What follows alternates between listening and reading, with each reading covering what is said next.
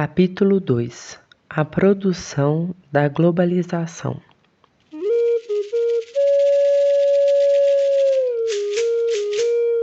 A globalização é, de certa forma, o ápice do progresso de internacionalização do mundo capitalista. Para entendê-la como, de resto, a qualquer fase da história, há dois elementos fundamentais a levar em conta: o estado das técnicas e o estado da política. Há uma tendência a separar uma coisa da outra. Daí muitas interpretações da história a partir das técnicas. E por outro lado, houve na história humana separação entre as duas coisas. As técnicas são oferecidas como um sistema e realizadas combinadamente através do trabalho e das formas de escolha dos momentos e dos lugares de seu uso. É isso que faz a história. No fim do século XX, graças ao avanço da ciência, produziu-se um sistema de técnicas presidido pelas técnicas da informação, que passaram a exercer um papel de elo entre as demais, unindo-as e assegurando ao sistema técnico uma presença planetária. Só que a globalização não é apenas a existência desse novo sistema de técnicas. Ela é também o resultado das ações que asseguram a emergência de um mercado dito global, responsável pelo essencial dos processos políticos atualmente eficazes.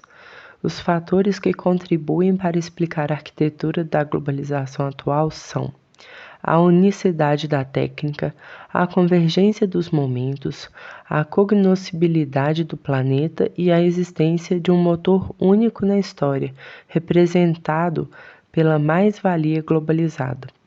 Um mercado global, utilizando esse sistema de técnicas avançadas, resulta nessa globalização perversa. Isso poderia ser diferente se seu uso político fosse outro. Esse é o debate central, o único que nos permite ter a esperança de utilizar o sistema técnico contemporâneo a partir de outras formas de ação. Pretendemos aqui enfrentar essa discussão analisando rapidamente alguns de seus aspectos constitucionais mais relevantes. A unicidade técnica. O desenvolvimento da história vai de par com o desenvolvimento das técnicas. Kant dizia que a história é um progresso sem fim. Acrescentemos que é também um progresso sem fim das técnicas. A cada evolução técnica, uma etapa histórica se torna possível. As técnicas se dão como famílias. Nunca na história do homem aparece uma técnica isolada. O que se instala são grupos de técnicas, verdadeiros sistemas. Um exemplo banal pode ser dado com a foice, a enxada e o ancinho, que constituem, num dado momento, uma família de técnicas. Essas famílias de técnicas transportam uma história. Cada sistema técnico representa uma época. Em nossa época, o que é representativo do sistema de técnicas atual é a chegada da técnica da informação, por meio da cibernética, da informática, da eletrônica. Ela vai permitir duas grandes coisas. A primeira é que as diversidades técnicas existentes passam a se comunicar entre elas. A técnica da informação assegura esse comércio, que antes não era possível. Por outro lado, ela tem um papel determinante sobre o uso do tempo, permitindo em todos os lugares a convergência dos momentos, assegurando a simultaneidade das ações e, por conseguinte, acelerando o processo histórico. Ao surgir uma família de técnicas, as outras não desaparecem, continuam existindo, mas um novo conjunto de instrumentos passa a ser usado pelos atores hegemônicos, enquanto não hegemônicos continuam utilizando conjuntos menos atuais e menos poderosos. Quando um determinado ator não tem as condições para mobilizar as técnicas consideradas mais avançadas, torna-se por isso mesmo um ator de menor importância no período atual. Na história da humanidade é a primeira vez que tal conjunto de técnicas envolve o planeta como um todo e faz sentir instantaneamente sua presença. Isso, aliás, contamina de forma instantaneamente outras técnicas mais atrasadas. As técnicas características do nosso tempo presente, que sejam em um só ponto de território tem uma influência marcante sobre o resto do país, o que é bem diferente das situações anteriores.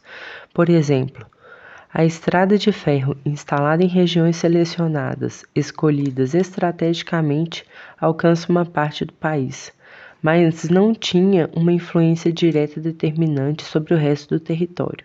Agora não. A técnica da informação alcança a totalidade de cada país direta ou indiretamente. Cada lugar tem acesso ao acontecer dos outros. O princípio de seletividade se dá também como o princípio de hierarquia, porque todos os outros lugares são avaliados e devem se referir àqueles dotados das técnicas hegemônicas. Esse é um fenômeno novo na história das técnicas e na história dos territórios. Antes havia técnicas hegemônicas e não hegemônicas. Hoje, as técnicas não hegemônicas são hegemonizadas. Na verdade, porém, a técnica não pode ser vista como um dado absoluto, mas como técnica já relativizada, isto é, tal como usada pelo homem. As técnicas apenas se realizam tornando-se história com a intermediação da política, isto é, da política das empresas e da política dos estados, conjunta ou separadamente. Por outro lado, o sistema técnico dominante do mundo de hoje tem uma outra característica, isto é, a de ser invasor.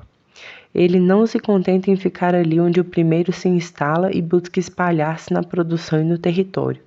Pode não conseguir, mas é sua vocação. Por exemplo, as empresas globais. Essas funcionam a partir de uma fragmentação, já que um pedaço da produção pode ser feito na Tunísia, outro na Malásia e outro no Paraguai. Mas isso é apenas possível porque a técnica hegemônica de que falamos é presente ou passível de presença em toda parte. Tudo se junta e articula depois mediante a inteligência da firma, senão não poderia haver empresa transnacional. Há, pois, uma relação estreita entre esse aspecto da economia da globalização e a natureza do fenômeno técnico correspondente a esse período histórico. Se a produção se fragmenta tecnicamente, há do outro lado uma unidade política de comando. Essa unidade política do comando funciona no interior das firmas, mas não há propriamente uma unidade de comando do mercado global. Cada empresa comanda as respectivas operações dentro de sua respectiva topologia, isso é, do conjunto de lugares de sua ação, enquanto a ação dos estados e das instituições supranacionais não basta para impor uma ordem global, levando ao extremo esse raciocínio. Poder-se-ia dizer que o mercado global não existe como tal. Há uma relação de causa e efeito entre o progresso técnico atual e as demais condições de implantação do atual período histórico. É a partir da unicidade das técnicas da qual o computador é uma peça central que surge a possibilidade de existir uma finança universal, principal responsável pela imposição a todo o globo de uma mais-valia mundial. Sem ela, seria também impossível a atuação da unicidade do tempo. O acontecer local está sendo percebido como um elo do acontecer mundial. Por outro lado, sem a mais-valia globalizada e sem essa unicidade do tempo, a unicidade da técnica não teria eficácia. A convergência dos momentos. A unicidade do tempo não é apenas o resultado de que, nos mais diversos lugares, a hora do relógio é a mesma. Não é somente isso. Se a hora é a mesma, convergem também os momentos vividos. Há uma confluência dos momentos como resposta àquilo que, do ponto de vista da física, chama-se de tempo real, e do ponto de vista histórico será chamado de interdependência e solidariedade do acontecer. Tomada como fenômeno físico, a percepção do tempo real não só quer dizer que a hora dos relógios é a mesma, mas que podemos usar esses relógios múltiplos de maneira uniforme, resultado do progresso científico e técnico, cuja busca se acelerou com o resultado do progresso científico e técnico. cuja busca se acelerou com a Segunda Guerra. A operação planetária das grandes empresas globais vai revolucionar o mundo das finanças, permitindo ao respectivo mercado que funcione em diversos lugares durante o dia inteiro. O tempo real também autoriza usar o mesmo momento a partir de múltiplos lugares, e todos os lugares a partir de um só deles, e em ambos os casos de forma concatenada e eficaz. Com essa grande mudança na história, tornamo-nos capazes, seja onde for, de ter conhecimento do que é o acontecer do outro. Nunca houve antes essa possibilidade oferecida pela técnica à nossa geração de ter em mãos o conhecimento instantâneo do acontecer do outro. Essa é a grande novidade, o que estamos chamando de unicidade do tempo ou convergência dos momentos. A aceleração da história que o fim do século XX testemunha vem em grande parte disso. Mas a informação instantânea e a globalização por enquanto não é generalizada e veraz, porque atualmente intermediada pelas grandes empresas de informação. E quem são os autores do tempo real? Somos todos nós? Essa pergunta é um imperativo para que possamos melhor compreender nossa época. A ideologia de um mundo só e a aldeia global considera o tempo real como um patrimônio coletivo da humanidade, mas ainda estamos longe dessa ideia, todavia inalcançável.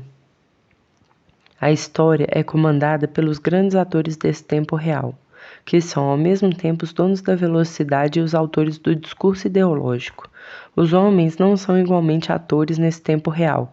Fisicamente, isso é, potencialmente, ele existe para todos, mas efetivamente, isto é, socialmente, ele é excludente e assegura exclusividades, ou, pelo menos, privilégios do uso. Como ele é utilizado por um número reduzido de atores, devemos distinguir entre noção de fluidez potencial e a noção de fluidez efetiva. Se a técnica cria aparentemente para todos a possibilidade da fluidez, quem todavia é fluido o bastante? Que empresas são realmente fluidas? Que pessoas? Quem de fato utiliza a seu favor esse tempo real? A quem realmente cabe mais-valia criada a partir dessa nova possibilidade de utilização do tempo?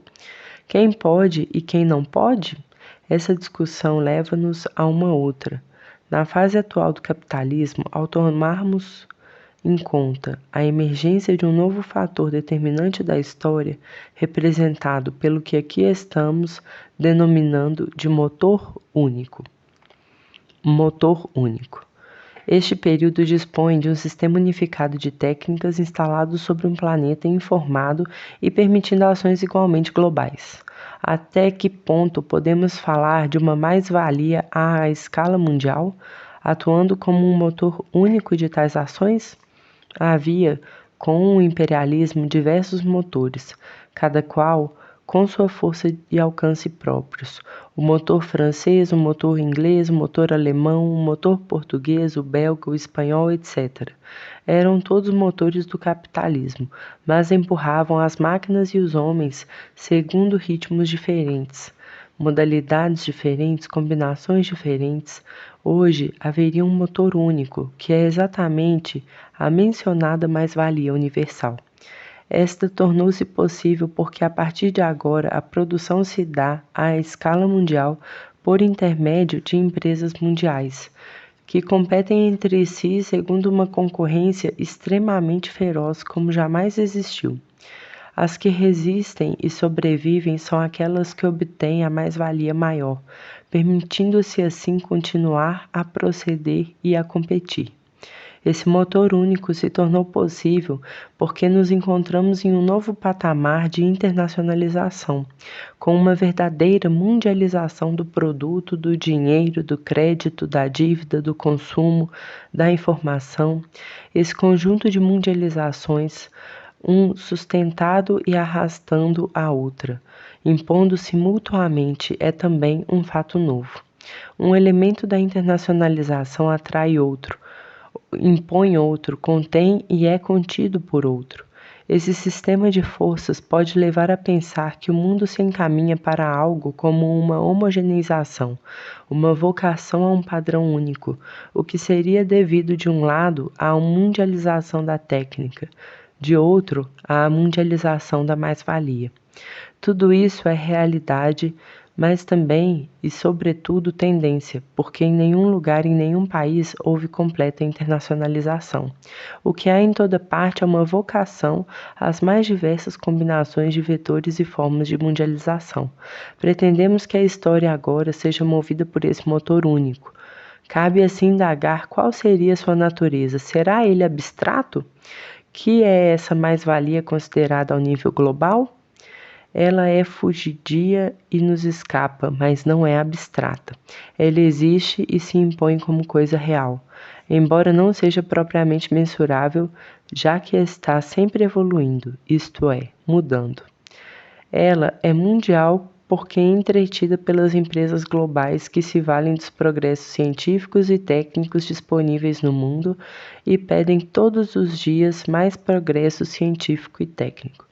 A atual competitividade entre as empresas é uma forma de exercício dessa mais-valia universal, que se torna fugidia exatamente porque deixamos o mundo da competição e entramos no mundo da competitividade. O exercício da competitividade torna exponencial a briga entre as empresas e as conduz a alimentar uma demanda diuturna de mais ciência, mais tecnologia, de melhor organização para manter-se à frente da concorrente.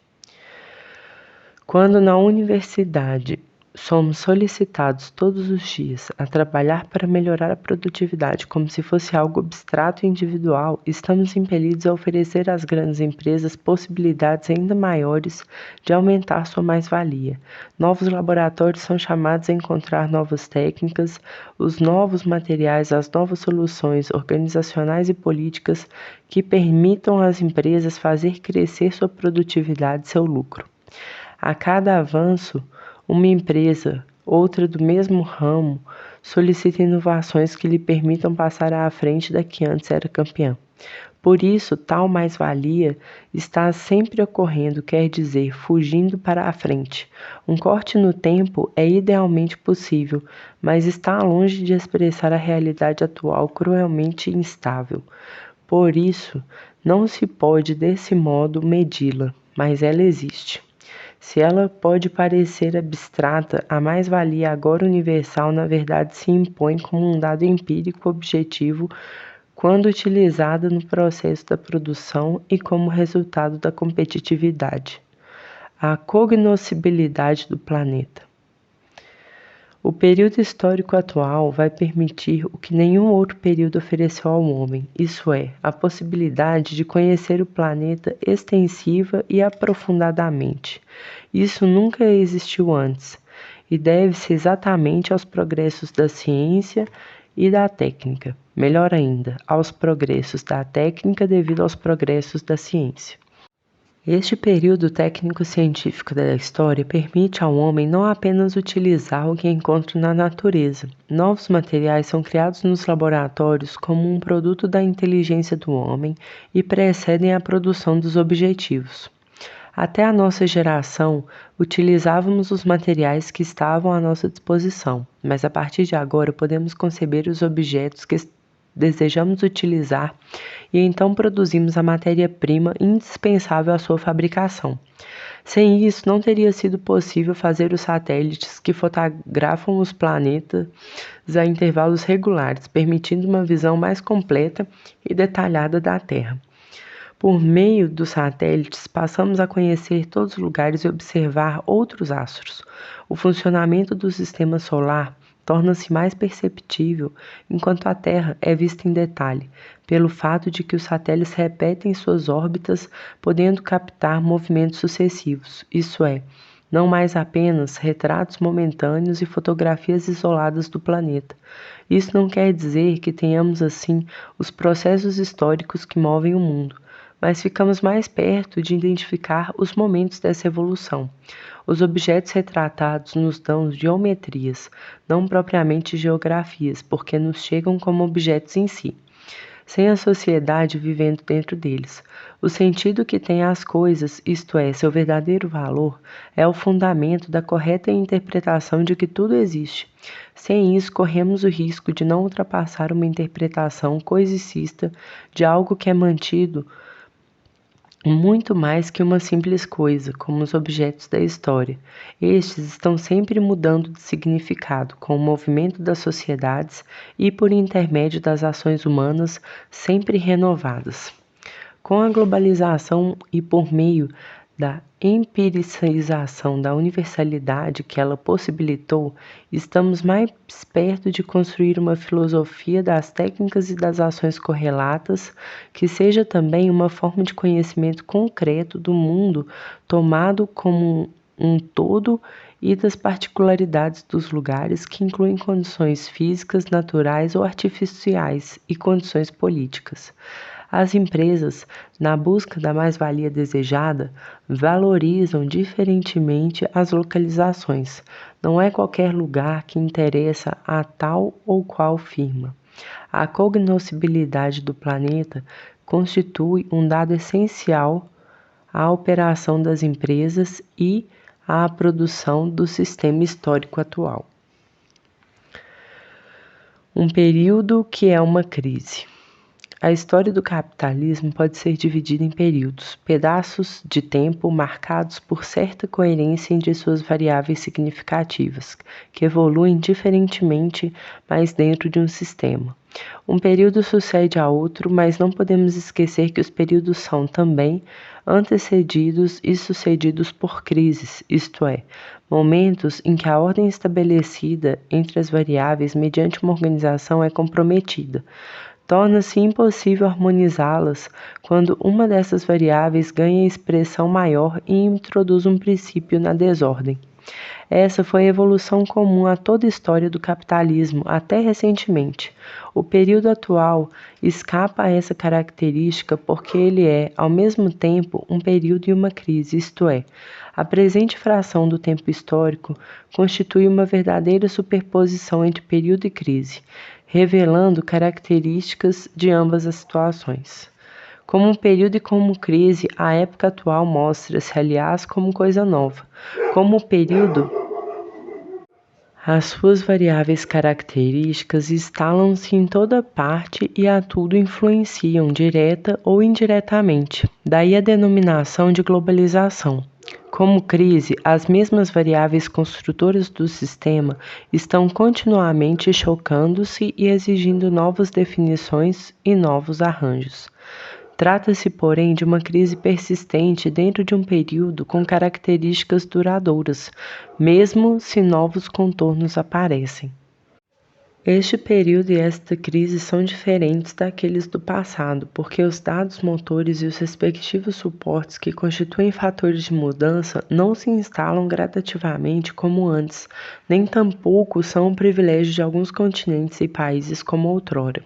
Tais fatores dão-se concomitantemente e se realizam com muita força em toda parte. Defrontamo-nos agora com uma subdivisão extremada do tempo empírico, cuja documentação tornou-se possível por meio das técnicas contemporâneas. O computador é um instrumento de medida e, ao mesmo tempo, o controlador do uso do tempo. Essa multiplicação do tempo é, na verdade, potencial, porque, de fato, cada ator, pessoa, empresa, instituição, lugar, utiliza diferentemente tais possibilidades e realiza diferentemente a velocidade do mundo. Por outro lado, e graças, sobretudo, aos progressos das técnicas da informática, os fatores hegemônicos de mudança contagiam os demais, ainda que a presteza e o alcance desse contágio sejam diferentes segundo as empresas, os grupos sociais, as pessoas, os lugares. Por intermédio do dinheiro, o contágio das lógicas redutoras típicas do processo da globalização leva a toda parte um nexo contábil, que avassala tudo. Os fatores de mudança acima enumerados são, pela mão dos autores hegemônicos, incontroláveis, cegos, egoisticamente contraditórios. O processo da crise é permanente. O que temos são crises sucessivas. Na verdade, trata-se de uma crise global, cuja evidência tanto se faz por meio de fenômenos globais como de manifestações particulares neste ou naquele país, neste ou naquele momento. Mas para produzir um novo estágio de crise, nada é duradouro. Então, nesse período histórico, a crise é estrutural. Por isso, quando se buscam soluções não estruturais, o resultado é a geração de mais crise. O que é considerado solução parte do exclusivo interesse dos atores hegemônicos, tendendo a participar de sua própria natureza e de suas próprias características. Tirania do dinheiro e tirania da informação são os pilares da produção da história. Seria impossível a regulação pelas finanças. Daí o papel avassalador do sistema financeiro e a permissividade do comportamento dos atores hegemônicos, que agem sem contrapartida, levando ao aprofundamento da situação, isso é, da crise. A associação entre a tirania do dinheiro e a tirania da informação conduz, desse modo, à aceleração dos processos hegemônicos legitimados pelo pensamento único, enquanto os demais processos acabam por ser deglutidos ou se adaptam passiva ou ativamente, tornando-se hegemonizados. Em outras palavras, os processos não hegemônicos tendem seja a desaparecer fisicamente, seja a permanecer, mas de forma subordinada, exceto em algumas áreas da vida social e em certas frações do território, onde podem manter-se relativamente autônomos, isso é, capazes de uma reprodução própria. Mas tal situação é sempre precária, seja porque os resultados localmente obtidos são menores, seja porque os respectivos agentes são permanentemente ameaçados pela concorrência das atividades mais poderosas. No período histórico atual, o estrutural dito dinâmico é também crítico. Isso se deve, entre outras razões, ao fato de que a era presente se caracteriza pelo uso extremado de técnicas e de normas. O uso extremado das técnicas e a proeminência do pensamento técnico conduzem à necessidade obsessiva de normas. Essa pletora normativa é indispensável à eficácia da ação. Como, porém, as atividades hegemônicas tendem a uma centralização consecutiva à concentração da economia, aumenta a inflexibilidade dos comportamentos, acarretando mal-estar no corpo social. A isso se acrescente o fato de que, graças ao casamento entre as técnicas normativas e a normalização técnica e política da ação correspondente, a própria política acaba por instalar-se em todos os interstícios do corpo social, seja como necessidade para o exercício das ações dominantes, seja como reação a essas mesmas ações. Mas não é propriamente de política que se trata, mas de simples acúmulo de normalizações particularistas conduzidas por atores privados que ignoram o interesse social ou que tratam de modo residual. É uma outra razão pela qual a situação normal é de crise, ainda que os famosos desequilíbrios macroeconômicos se instalem. O mesmo sistema ideológico que justifica o processo de globalização, ajudando a considerá-lo o único caminho histórico, acaba também por impor uma certa visão da crise e a aceitação dos remédios sugeridos. Em virtude disso, todos os países, lugares e pessoas passam a se comportar, isto é, a organizar sua ação como se tal crise fosse a mesma para todos e como se a receita para afastá-la devesse ser geralmente a mesma. Na verdade, porém, a única crise que os responsáveis desejam afastar é a crise financeira e não qualquer outra. Aí está, na verdade, uma causa para mais aprofundamento da crise real, econômica, social, política e moral que caracteriza nosso tempo.